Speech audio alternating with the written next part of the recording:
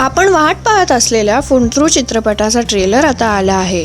ही इंजिनियरची प्रेम कथा आहे। इंजिनिअरिंग कॉलेजमधलं वातावरण ह्यातून दिसून येते आणि त्यातच मदन देवधर आणि त्याच्या मित्रांची गंमत धमाल। केतकी माटेगावकर ही खूप छान दिसली आहे आणि तिचा मॉडर्न लुक ह्यातून दिसून आलाय। जेव्हा केतकी मदनच्या प्रेमाचा नकार करते तेव्हा तो तिच्यासारखाच रोबोट बनवायचं ठरवतो आणि प्रोजेक्ट फुंट्रू सुरू होतो। फुंट्रू तयार तर होते पण त्यानंतर बऱ्याच अडचणी पण येतात। केतकीची खूप वेगवेगळी रूपं ह्यातून दिसली आहेत आणि एकंदर हा ट्रेलर पाहून आपल्याला वेगळ्या विषयाचा चित्तवेधक चित्रपट बघायला मिळणार आहे।